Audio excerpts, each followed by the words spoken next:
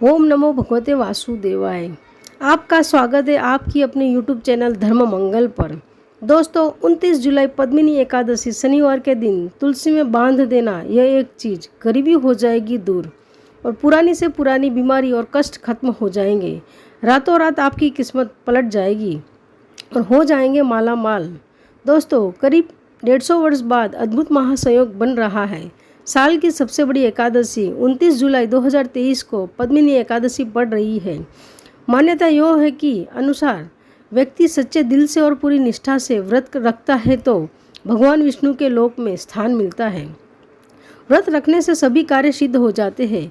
हर एकादशी का अपना महत्व और कथा होती है। दोस्तों कहते हैं कि पद्मिनी एकादशी का व्रत कथा के बिना अधूरा माना जाता है। दोस्तों आप श्री हरि की कृपा अपने जीवन में पाना चाहते हैं तो वीडियो को लाइक करके कमेंट में जय श्री हरि जय विष्णु भगवान लिखना न भूलें। साथ ही चैनल को सब्सक्राइब कर लें। और दोस्तों तुलसी के बिना भगवान विष्णु जी का कोई भी प्रसाद स्वीकार नहीं करते हैं। दोस्तों तुलसी का पौधा तो प्रत्येक हिंदू घर में होता है, लेकिन बहुत लोग तो उसकी संबंधों के बारे में शास्त्रों में बताए गए महत्वपूर्ण नियम नहीं जानते हैं। तुलसी की पूजा कैसे करनी चाहिए और तुलसी को जल कैसे देना चाहिए, उसके पास कौन सी वस्तुएं रखनी शुभ होती है आदि महत्वपूर्ण नियमों का पालन करना आवश्यक होता है। और आप ये एक चीज़ तुलसी के नीचे बांध देते हैं तो आपको माँ तुलसी का ढेर सारा आशीर्वाद मिलता है और आपके घर में माँ लक्ष्मी जी सदैव निवास करती है। तुलसी का पौधा घर में होना घर के हर सदस्य के लिए लाभकारी होता है। यह पौधा हर प्रकार से उपयोगी होता है। पुराणों के अनुसार तुलसी में देवी लक्ष्मी जी का वास होता है और नियमित रूप से इस पौधे की पूजा करने से लाभ भी अवश्य मिलता है। लेकिन यदि आप तुलसी को घर में रखने के साथ उसके नीचे ये एक चीज़ बांध देते हैं तो आपको तुलसी लगाने का कई गुना अधिक फल प्राप्त होता है। एक चीज़ के बिना तुलसी अधूरी मानी जाती है। यह एक चीज़ बांध देने से तुलसी को संपूर्ण बनाती है। वेद पुराण में इसके बारे में विस्तार पूर्वक बताया गया है। लेकिन इसी के साथ क्या आप जानते हैं कि सावन में तुलसी की पूजा करने से भगवान विष्णु और माता लक्ष्मी जी की अति शीघ्र प्रसन्न हो जाते हैं, आपको आशीर्वाद मिलता है और जीवन में खूब खुशियाँ मिल जाती हैं जिसके आप हकदार हो। लेकिन तुलसी के नीचे यह एक चीज़ बांधना भी जरूरी है। दोस्तों भारत ही नहीं बल्कि पूरे संसार में लगभग अधिकांश देशों में बहुत ही पवित्र दृष्टि से देखा जाता है। अनेक औषधीय गुणों से भरपूर तुलसी का धार्मिक महत्व भी है। अनेक धार्मिक अनुष्ठानों और तांत्रिक प्रयोगों में इसका उपयोग होता है। पुराणों में तुलसी को भगवान श्री विष्णु जी के पत्नी होने का गौरव मिला है। उसके साथ जगत जननी है, परमात्मा के अनेक दुर्लभ वरदान में से एक है। तुलसी को अमृत कहा गया है। जहाँ तुलसी का पौधा लगाया होता है वहाँ ब्रह्मा विष्णु शिव यानी त्रिदेव का निवास होता है और तुलसी की पूजा करने से महापातक उसी प्रकार के नष्ट हो जाते हैं जैसे सूर्य के उदय होने पर अंधकार नष्ट हो जाता है। शास्त्रों के अनुसार जिन घरों में तुलसी का पौधा हरा भरा रहता है उस घर में सुख शांति और समृद्धि बनी रहती है। भगवान विष्णु जी की पूजा और प्रसाद में तुलसी का पत्ता होना बहुत जरूरी बन जाता है, क्योंकि इसके बिना पूजा अधूरी मानी जाती है। इन्हीं कारणों से सभी हिंदू परिवारों में तुलसी का पौधा लगभग होना जरूरी होता है।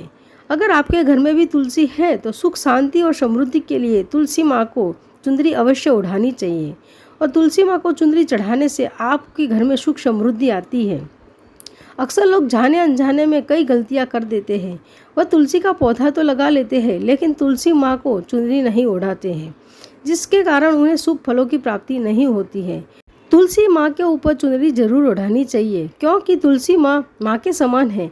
कई घरों में तुलसी पर चुनरी ओढ़ा कर रखा जाता है। आमतौर पर लोग लाल रंग की चुनरी ओढ़ाते हैं, लेकिन लाल रंग मंगल का रंग है। तुलसी का रंग का कारक बुध है। बुध और मंगल मित्र नहीं है, इसलिए तुलसी को सफ़ेद चमकीला रंगीली चुनरी ओढ़ानी अत्यंत अशुभ होती है। कई लोग ये भी गलतियाँ कर देते हैं कि तुलसी की चुनरी काफ़ी पुरानी हो जाती है, फट जाती है, लेकिन वो एकादशी या कोई शुभ दिन पर चुनरी को लोग बदल देते हैं। लेकिन आपको न केवल चुनरी को बदलना चाहिए बल्कि आपको साफ सुथरी और चुनरी ओढ़ानी चाहिए। तुलसी माँ नाराज हो जाती है क्योंकि आपको फलों की प्राप्ति नहीं होती है। तुलसी में दिव्य कई शक्तियाँ विराजमान होती है। जो लोग तुलसी विवाह कराते हैं उन्हें कभी कष्ट नहीं आते हैं, स्वर्ग की प्राप्ति होती है, माँ की बड़ी प्रसन्नता मिलती है। शालिग्राम और तुलसी के विवाह करने से सारे अभाव या फिर कल आपके जो दुख और रोग नाश दूर हो जाते हैं। दोस्तों, तुलसी के पास यह चीज़ कभी ना रखें। तुलसी के पास आप शिवलिंग ना रखें और गणेश जी की प्रतिमा ना रखें। जब शिवलिंग के पास तुलसी माँ के पास कपड़े कभी ना सुखाएं। जो भी आप कपड़े सुखाते हैं तो पानी गिरता है, वह अशुभता लाता है, नकारात्मकता फैलाता है। तुलसी के पास कपड़े भी ना सुखाए, शिवलिंग और गणेश जी की प्रतिमा भी ना रखें और जूते चप्पल भी न उतारे। तुलसी के पास सदैव साफ सफाई रखें और तुलसी को शुद्ध पवित्र जल जरूर देना। साफ स्वच्छ वस्त्र धारण करके तुलसी को जल दें।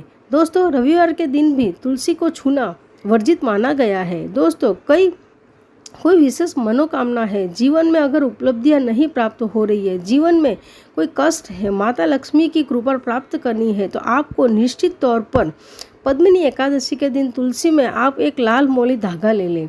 लाल मोली धागे में 5 हल्दी की गांठ बांध लें और अपनी मनोकामना बोलते हुए तुलसी के नीचे आप तुलसी में बांधें और अपनी मनोकामना जरूर बोलें।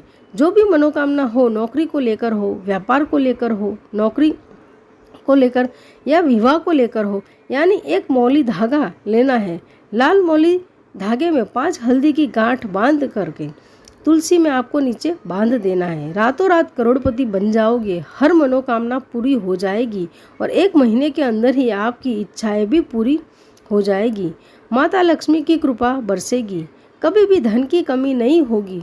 दोस्तों, वैसे तो आप पद्मिनी एकादशी के दिन आप एक लाल मोली धागा आप अपनी मनोकामना बोलते हुए ऐसे भी आप बांध सकते हैं।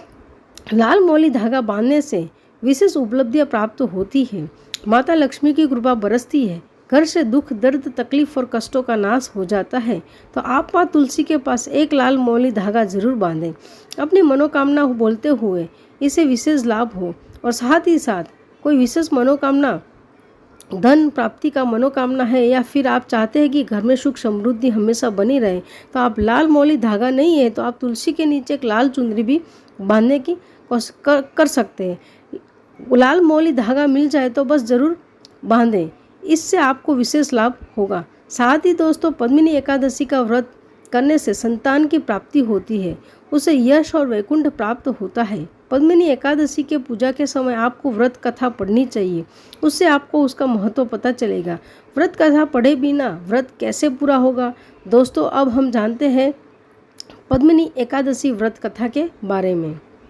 भगवान श्री कृष्ण ने युधिष्ठिर को पद्मिनी एकादशी के महत्व के बारे में बताते हुए इसकी कथा सुनाई। त्रेतापुरी में कृतवीर्य नामक राजा था। उसकी 1000 स्त्रियां थी, लेकिन उसको कोई पुत्र न था। पुत्र की कमी खलती थी। उसने पुत्र प्राप्ति के लिए कई उपाय किए, लेकिन मनोकामना पूरी नहीं हुई। तब राजा ने वन में जाकर तपस्या करने का फैसला किया। उसके साथ उसकी एक रानी पद्मिनी भी वन में जाने के लिए तैयार हो गई।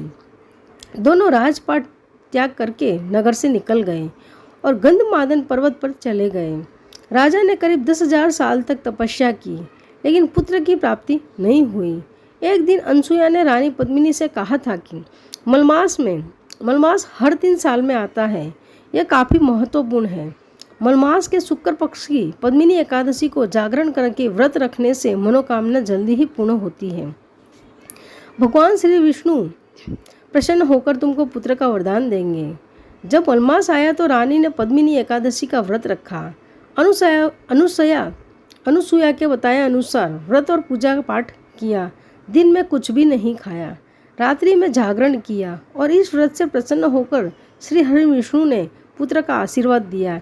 रानी गर्भवती हुई और 9 महीने बाद पार्थिव्य नामक पुत्र को जन्म दिया।